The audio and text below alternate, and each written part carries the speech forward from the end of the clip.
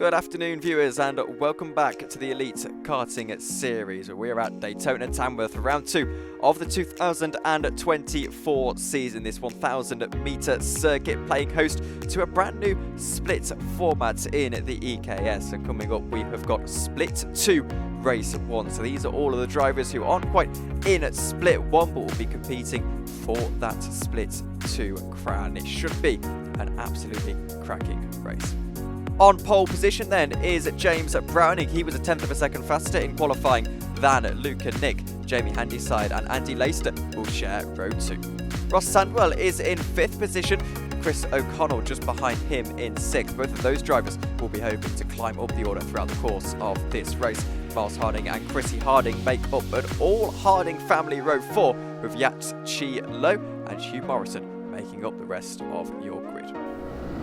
Ready to get underway then for race 2 of the day. It is Split 2, race 1, and we are ready to go racing. It's at turn 3 where the race is going to get started. You can see on the drone the cones set up, ready to separate the cars as they go down into the fastest corner on the racetrack. Turn 4, the first major braking zone of this track, and the green flag is in the air at Tamworth, and it seems to be a good start on that outside line. Ross Sandwell, he's trying to make up a couple of positions as they go down into turn 4 to hit the brakes for the first time in this race. Very, very sensitive brakes here in these DMAX cars. Ross is able to find himself up in position. Chris O'Connell trying to slice his way through whatever opportunity he can, but he's not really able to make too much progress off the start of this race. Luka Nik is slightly forced off. He moves out of a position and now tries to get himself up a spot. Instead gets a bit of oversteer and finds himself under pressure from Chris O'Connell, but is able to squeeze his way back through down into turn 8. Now turn 9 they go, then into turn 10. Ross Sandwell trying to attack for second position in the race. He goes all the way around the outside and just about into turn 11 is able to make that move stick. So a good start for Ross Sandwell, and overall very entertaining first lap as Chris O'Connell squeezes down the inside into turn 12 but can't quite make the move stick. Yeah, it was a good initial start there from James Browning, so leading from pole position, but Jamie Handyside got him then in to turn number 6, I believe it was. So now Jamie Handyside is into the lead of the race. We had Luka Nik as well, who went a little bit wide as he's now at the inside of Andy Laister going into turn number 4. Great move that is by Luka Nik, so making up one of those places that he lost out to at the start. So going from this corner on the previous lap is where he lost out those places. So now Luka Nik, he's back up into 4th position ahead of Andy Laister, who's visiting the circuit for the first time. As Chris O'Connell now, he's up the inside of Andy Laister, so Andy Laister's just gone wide there, and Chris O'Connell now, he's up in to 5th place, so passing his teammate there. Both these drivers racing for Odd Squad Racing, both live up north, and Chris O'Connell now, he's managed to make his way past Andy Laister and is now up into 5th. Keep an eye on Luka Nik, who's got to get past the driver that's gone all the way onto the grass. It was Ross Sandwell actually went onto the grass out on the exit of turn 10 down to turn 11. You want to be on that curb normally on the entry to turn 11, but I don't think you quite want to be on the grass at that part of the track. And Ross's progress that was up to this point in the race pretty sound, now halted ever so slightly, gives Luka Nik a chance to start to look at the lead of the race potentially. Second position of the race I should say, with Jamie Handyside leading by quite a way at this stage, lapping in the 57s, but at least for the second spot in the race ahead of James Browning, Luka Nik now has the chance to start to attack for that. He looks to the outside into turn 6, then they'll go down the hill into turn 7. Right now though, Luka Nik not able to get on the throttle early enough to start to really attack that second place runner. Chrissy Harding, meanwhile, keeping an eye on her. She's got a couple of cars just ahead of her, Andrew Laister being one of them. Then, of course, Ross Sandwell, the other one. Ross under pressure increasingly from Andy Laister. Chrissy in relatively one of her first times in these cars as Andy dives down the inside but can't quite find a way through on Ross Sandwell. Ross with a little bit of a look over his shoulder, making sure he knows where Andy is, but Chrissy hoping that she can just get in this battle and start to put some good pace in, and actually on the exit of turn 12 starts to catch up to those two drivers as well. So Chrissy Harding well and truly in this race. Another man who's in this race is Luka Nik, who looks to capitalise here on a mistake from James Browning. James leaves the door open down into turn 4, and Luka Nik slices his way down the inside and up into second position. Great move there by Luka Nik, really good up the inside of James Browning, just slotted up the inside into turn number 4. It's really tricky, that corner on entry, especially with the way the brakes are on these carts. Now that's corner entry, and he's now, like you say, up into P2. So you can see the carts here streaming past the drone footage. all these cars very close to one another. The split system is working an absolute treat, keeping everyone close to one another. Running on board with Chrissy Harding here. She's actually just been overtaken by Hugh Morrison, so he is now past her and he's up into 7th position as he's now looking up the inside of Andy Laister, not able to make it stick there as they go through turn number 10, now heading down into the final corner. Hugh Morrison is up the inside and he's a little bit out of room there, coming out of the final corner, and Hugh Morrison now, he is up into 6th position, so he's made up 2 places in 1 lap here, and Chrissy has followed him through too. So Andy Laister now, he has dropped down to P8 and Chrissy's up into 7th.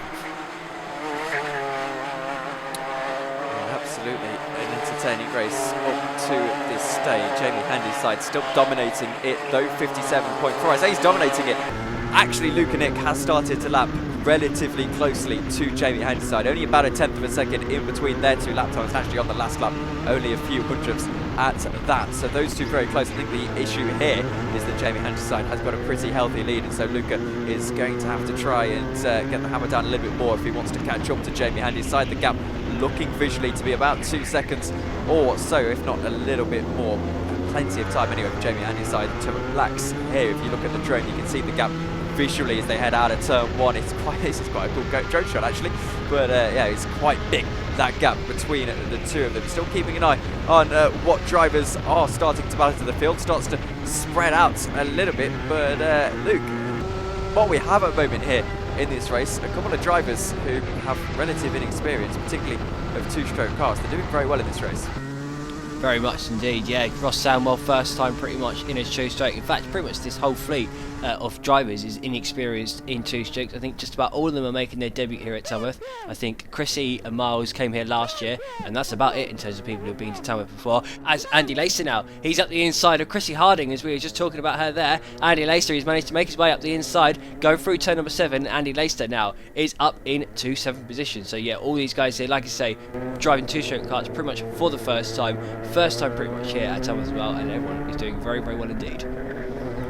Chrissy now down into turn 12, looks to capitalise on a mistake from Andy Laister, gets to the inside line but can't quite find her way through into turn 1. It's a difficult run, and the problem now for Chrissy is that out of turn 1 she's not got as good of a run as Andy, and that allows Andy to start to get away. But into turn 3, can Chrissy set something up for turn 4? She can't, and Andy Laister at the moment seems to be pretty comfortable in that position. Still a pretty good drive for Chrissy Harding, 8th position on not her debut in the series, but she's getting the better of her husband. I know those two have a little rivalry going on at the moment in this season of the EKS. Still keeping an eye on other battles that are going on. I think Chris O'Connell at the moment trying to catch up to the 115, which I believe is driven by James Browning, and I think actually Chris has caught up somewhat here. Down into turn 11, he's catching up every single corner quite significantly. Is a little bit of rain starting to threaten the track as well, which could make it quite difficult for these guys as they head on throughout the race. But Chris O'Connell setting up and trying to get the hammer down. As I see, there is a bit of a move, as is that Ross Sandwell under pressure down into turn 1. I think Hugh Morrison trying to attack Ross Sandwell, and Hugh Morrison getting through on Ross Sandwell, who actually looks very slow. Yeah, he is. I think Ross Samwell there, I think he's got a bit of an issue with his car. He's going slowly there, going through turn number 3, putting off to the side of the circuit.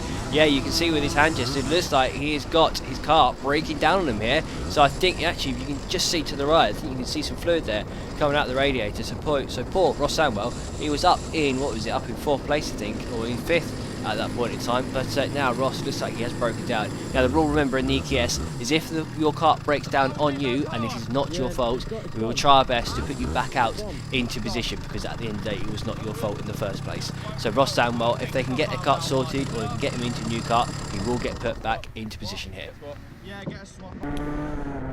So hoping that Ross can get going again soon enough, but meanwhile Chrissy Harding is starting to battle with Andy Laister once again. She's caught up down into turn 1 and is going to start to apply that pressure. However, of course, turn 5 at the moment is caught up with some yellow flags, so the marshals are starting to fix that, and it does mean that these guys are going to have to slow down as they go through turn 5, because there's marshals on track.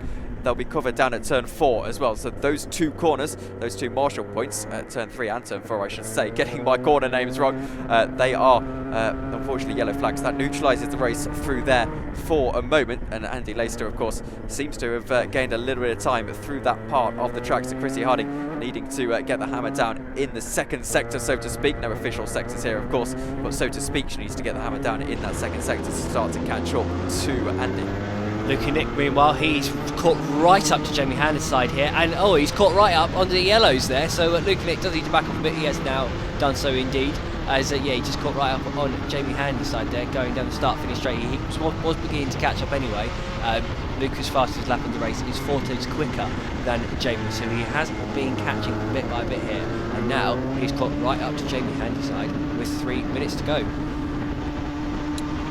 Let's wait and see how this starts to materialise, because Jamie Handyside has controlled this race so much so far, and I'm not too sure the way he'll be thinking that his opponent here has maybe slowed down for yellows. I don't think Luka Nik did anything egregiously speeding, but I think Jamie Handyside possibly slowing down a little bit more than he had to. Judgment call has to be made on that from each to their own opinion, I suppose, but either way, Luka Nik has done a good job of catching up to Jamie Handyside. They've been relatively even on pace throughout the course of this race. Actually, Luka has gone fastest of the two of them, 56.7 compared to a 57.1. So right now, Jamie Handyside under pressure a little bit, as we've still got yellow flags flying down at turn 3 and down at turn 4 as well, of course. Make sure that the marshals are covered as they try and get Ross Sandwell recovered once again. So that does mean that this battle can't take place through those two corners on the circuit. However, Luka Nik getting an exit out of turn 5, Luke. And Ross is just being put back in position, actually, so we just saw that there. So Ross, the marshal, was holding him in place, waiting for the guys to come back past that Ross was with originally, and now Ross has been let free, so he is now being put back into 5th position. Hugh Morrison, meanwhile, just gone up his inside, so no sooner is he back in 5th, he's now down to 6th. So Hugh Morrison there, capitalising on the fact that Ross's car is a little bit cold, and Ross now, he is down in 2P6. Meanwhile, Yachi Low at the back of the field here in 9th place. He's all over the back of Miles Harding here, and Miles has managed to catch up to his wife, Chrissy Harding. So these three then, they are battling out for P7, whilst we've also got this battle for the lead unfolding as well. Chris O'Connell, meanwhile, he's still right behind James Browning, so there are battles going on all over the track here.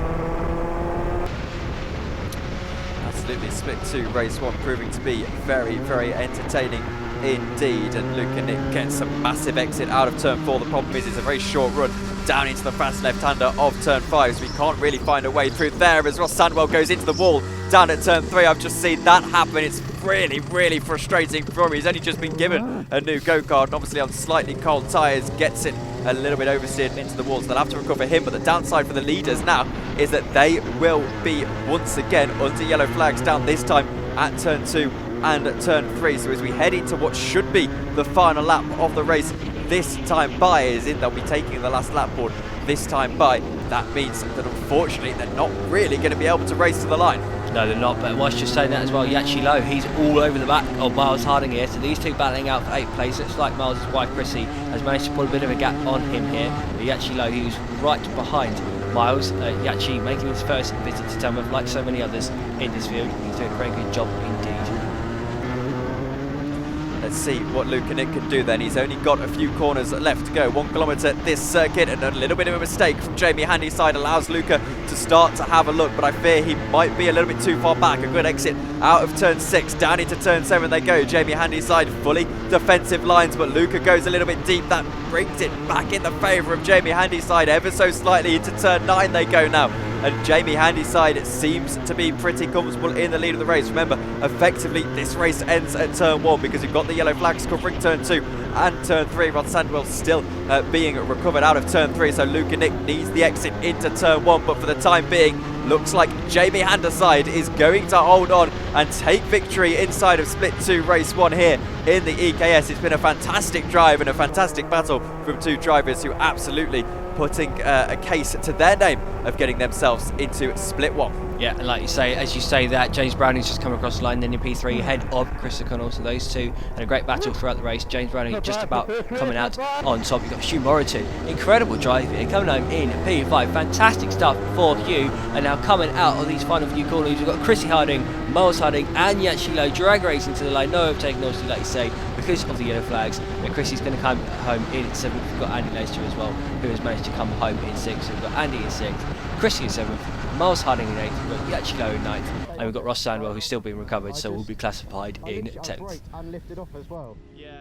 Jamie Handyside gets the better of Open Throttle's Luka Nik in a very entertaining affair, but only by 2.6 tenths of a second. James Browning is in 3rd position. He makes up the rest of your podium, so to speak. Chris O'Connell for Odd Squad Racing is in 4th, with Hugh Moreton making up the rest of your top 5. Andy Laister is in 6th position, also one of the Odd Squad drivers. He was only about 7 seconds off of Hugh. Chrissy Harding just behind him, the two of them having a very good battle. Miles Harding wasn't too far behind his wife, only a 10th of a second in between the husband-wife duo, and then Yachi Lo was just behind himself. Again, only about 3 tenths off of the back of Miles Harding, so 3 of them having a very good race towards the end there. Unfortunately, Ross Sandwell is our only DNF from the race. He'll be hoping to recover in the next couple of races and put that bad luck behind him. So we're here with Jamie Handyside, who had a very interesting race there. You just about got the victory, but you were pushed right up to the end. What effect did the yellow flags have? Yeah, well, we definitely caught up a lot in the yellow flags. I lifted off as I should. I looked behind me, and he was right on my bumper. He was gaining anyway. He definitely had the quicker pace, but as the race went on, the yellow started coming out, and he did take a good chunk at me that time. And you were able to hold on though into that last lap. What were you thinking? Well, I was quite glad it was the last lap, to be fair. He got a bit close on one of the corners, had to go a little bit defensive, hold the inside line. But after that, it was all good. He stayed behind me. I looked into the final corner. I was just like, he's not making a lunge here, so I kind of relaxed a little bit down the straight. I was quite happy, kind of pretty certain I'd secured it. So yeah. Jamie Handyside, thank you very much for talking to us. Speak to you soon. Joined now by Luka Nik. Luka, that was a very entertaining race. Didn't quite get there at the end, but you got damn close. Yeah, really tough one. Such a physical track. I'm out of breath still. Yeah, good fun. And the big question, these DMAX is different to the other ones at the other tracks we've raced at. You're new to DMAXs as it is. How do these ones compare?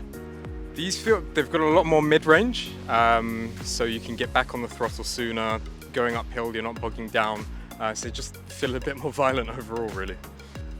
And well, final question, do you think into the next race you're going to be able to do one better and get the win? We'll see. I think I may be starting P1, so we'll give it a go. Thank you very much, Luka. Joined now by Hugh Moreton and Chrissy Harding. That looked like it was a pretty fun race. We'll start with you, Hugh. Yes, I was very happy with that. Probably my best ever race. Because as you know, I mucked up my fastest lap, so I ended up 10th. So I went from 10th to 5th, so that was unbelievably brilliant. So hopefully it's 5th to 1st next time. Let's hope so. Chrissy, your thoughts? I think it was absolutely amazing. Me and Ki had a good little battle again, and he got a few other people as well. So I'd say well done for that, with Best Ki. ever karting I've done. Yeah, mate, it was amazing to watch. Yeah. And like that, from my qualifier to that, is I've just changed women's. Hopefully, I did set a goal of a 59, smashed it. So my next target is a 57, baby. And hopefully you're going to get that in the next race? Oh, I will. Am I going to be cute? Yeah, I will, cute. That's not going to happen. Aye. Thank you very much, guys. We'll speak to you soon. Great, thank you.